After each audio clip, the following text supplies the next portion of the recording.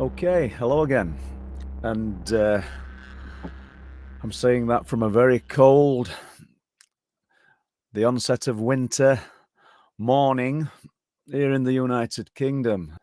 So today I'm going to talk about a historic case from 1925.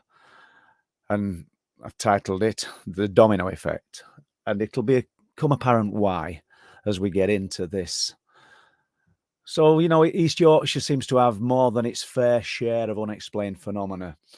Range from cryptids, UFOs, alien big cats. When I say alien, they're not supposed to be here in UK.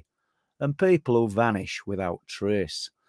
And, I could gain a lot more if the word's popularity by talking about the missing people that I've researched. Because it seems to be a subject that people are fascinated in. But I'm always mindful of the fact that, people still have, in most instances, loved ones still alive. And I don't want to attach some UFO, cryptid, alien-related story to their tragedy, unless I can find something that does relate to it. I did write about missing people in the first book, the orange one at the back of me, and I did it with respect and didn't attach any of the unexplained phenomena to the witness accounts. They were there and they were written about simply because they'd gone missing in highly unusual circumstances in a location where things of a highly unusual nature take place. So based on that, that's why I wrote about them. Well, we're still in the same area, very close to my home, actually, where a man went missing in 1925. So, at this present time, we may not understand the mechanics of what's happening, but we do know that some locations hold the keys to better understanding. And it's the locations of high strangeness. It's the locations where it happens more often than others. So, the domino effect, Bridlington, 1925. And it was a year when we saw 3 tragedies strike this small seaside town that I live in. And all of them within days of each other. That's what I find fascinating, within days of each other. Freak weather, vanishing man, vanishing men lost at sea, and a man who was lost in a snowstorm at sea. All plunged the town into kind of an atmosphere of sadness and mystery. So where did this one begin? I found this story in an archive about 4 or 5 years ago, whilst looking into other events of high strangeness or looking for things that fitted the pattern of these strange things that I write about. And I'd put it on the back burner. I didn't really, so it's 1925. Do people really want to go back that far and dig into these accounts? And then I realized that it had been covered by another researcher, somebody from overseas. Done a great job on it. A lot of respect for this man, I've got to say.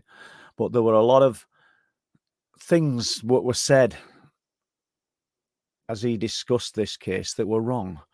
And namely, facts that these people couldn't have obtained unless they were very close to the location. So I sort of revived the case, and I've done a bit more digging. I've spent time in the archives, and I've got the facts and as it happened. And it began in November. It was a cold November in 1925. 40-year-old man from the town of Speke in Liverpool visited Bridlington. His name was Thomas Henry Bennett, and he came to stay in Bridlington for 2 weeks with his friend, Miss Nellie Vickers, who also lived in Speke. She didn't live in Bridlington. They were actually staying at Thomas's cousin's house on Victoria Road, Bridlington. I could literally probably throw a stone to Victoria Road from where I'm sat right now. And his cousin was called Lieutenant Commander W.B. Clementson. Thomas had come to stay at his cousin's to recover from a bout of influenza. It's also important to note that he was known to be suffering from depression and rarely went out unaccompanied. I stress that because this story has been covered by other people and they've said he's got no history of depression. Well, he did have. So I think we need to add that in. We need to put the key facts in. That doesn't mean that that's the reason for his disappearance. But it's a note, or it's a point that appears to be missed by some other researchers who've spoken about the case. And I don't think it's been missed deliberately. I think the information probably wasn't there. Like I said, you've got to be boots on the ground sometimes to cover these cases. So on the night of Sunday, November 22nd, Thomas and Nellie decided to go for an evening walk along the Bridlington promenade, 200 yards from back of where I'm sat now. Place I know very well. So, and I may do this using a GoPro and follow the exact route. It might sound like I'm rehashing it again, but I think it might be important to do. Very cold night, a little low-lying fog, so the writing says.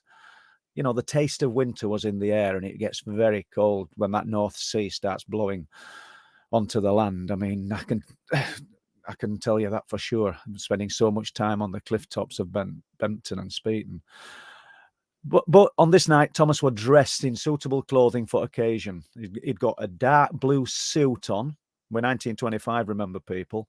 No hoodies and fleeces in those days.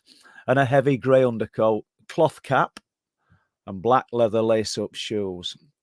So as they walked along the seafront, everything seemed normal.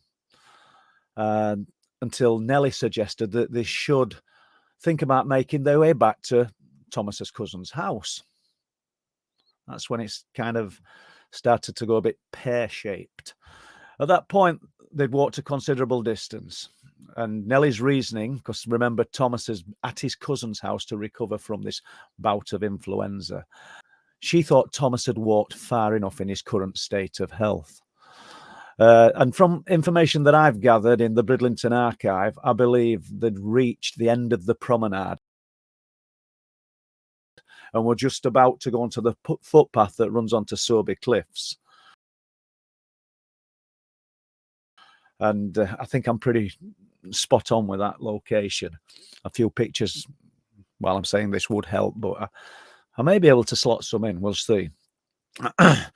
It makes perfect sense that Nellie decided to turn back at that point, as it kind of marks the end of the journey and the beginning of another. I've already tested the route they'd taken, and from his cousin's address on Victoria Road, it took me 30 to 35 minutes walking at a steady pace to reach the corner of Limekiln Lane, because that's where it was. However, so the writings say, when they reached that point and she suggested they should walk back, Thomas refused. He was determined to continue for some reason. Then, much to Nellie's surprise, Thomas suddenly pulled away from her and began running. Now she's crying and screaming in the darkness, asking him to stop, to come back. There's a bit of fog on the ground as well. But they fell on deaf ears, her cries. He wasn't listening. And she watched him run into the night in the direction of Soby Cliffs and the sea.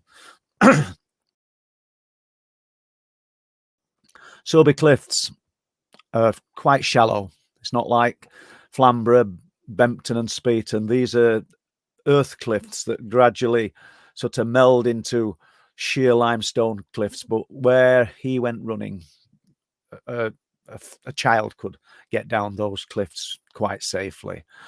And it was totally unexpected, because he rarely went anywhere alone. So what prompted him to run, nobody knows. To this day, I don't think anybody was ever going to find out. So after calling and searching the surrounding area, she raised the alarm. Soon after, a small search party, headed by Superintendent Robinson and Sergeant Hudson, was assembled. And the search party combed the cliff tops between Limekiln Lane and Danes Dyke. Lots of people will have heard me talk about Danes Dyke. It's a very mysterious place. but no trace of Thomas was found. Never ever seen again. It were almost high tide, but the sea rarely touches the cliffs at the bottom of Sowerby and Danes Dyke, so it's hard to get cut off there. But having said that, a thorough search was made of the shoreline, up and down, probably, I don't know, half a mile in every direction. But they were hampered by the heavy fog that had descended, making it difficult to see at any distance with their lamps. This was before the sort of dawn of thermal cameras and everything, which might have aided them. But he'd gone. Thomas had vanished. So after hours of searching and no sign of Thomas, search were called off. Early the next morning, fishermen from Bridlington put their boats to sea. Small cobbles. For those that don't know what a cobble is, it's a small fishing boat. And they started to comb Bridlington Bay, but found nothing. Obviously, this disappearance is now looking a lot more serious, and they want to put the boats to sea if they didn't think that Thomas may have come to an unfortunate end. But his cousin, Lieutenant Commander W.B. Clementson, felt sure that Thomas had become lost and confused and would eventually be found. Ever hopeful, and I suppose that's all any of us can be in the face of these tragedies. Remember, 1925, but it's still a loss of life. So the authorities, though, were fairly certain that Thomas had entered the sea. And this is another part that was missed when this story has been retold, because there was a witness. Now, because of Nellie's calls for him to stop running and screaming and asking him pleading with him to stop, it had caught the attention of a man called Ernest Nixon, who lived on Flamborough Road. Flamborough Road runs parallel to where Thomas and Nellie were walking on the seafront.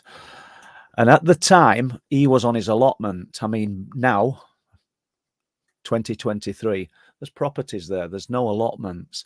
But he'd got an allotment, I assume, to grow vegetables, keep chickens, whatever. But he was on his allotment. And the allotment was very close to the seafront on Limekiln Lane, where Thomas ran into the night. And so upon hearing this, or hearing Nellie's distressed calls, Ernest ran to see what was wrong.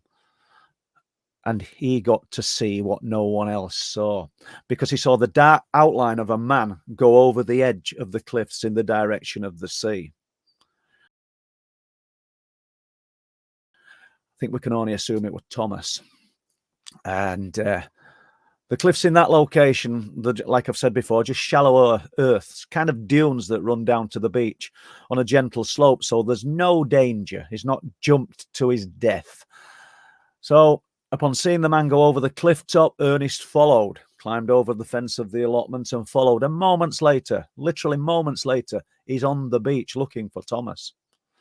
It's said that he searched the shoreline for 200 yards in both directions and he found nothing. But there was another piece of evidence. So he saw a set of footprints leading into the sea from where Thomas went over the cliff top. So I think it's safe to say that Thomas entered the sea. The big question is why? What changed his state of mind? And I find this story fascinating because we're not done with it yet. There's a little bit more to this.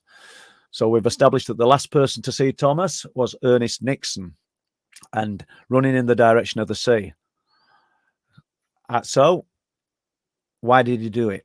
That's the big question, the question that will remain unanswered forever. So police and a small group of locals searched between Sowerby and Danes Dyke. No trace was ever found of Thomas. We've established all that. But less than 3 days later, and this is where the domino effect comes in, this is where it becomes really interesting to me. Tragedy was seen to strike 2 more times within a few miles, less than a few miles from where Thomas vanished. Because in the early hours of November the 25th, 9 more lives were lost. In very close proximity to where Thomas was last seen running towards the sea. The first of the disappearances were in a fishing boat and its 9-man crew that sank in a violent storm that suddenly hit Bridlington Bay. Literally unprecedented storm that just suddenly flared up. That's the interesting part. It weren't expected. The boat was a steam-powered drifter called the Research. It's a fishing boat, by the way, people. Just because it's named the Research does not mean it's looking for anything unexplained. And it was just off Flamborough's South Landing when the freak storm hit. My kind of research reveals that freak weather and strange events seem to go hand in hand with the domino effect that appears to be more than just a normal tragedy.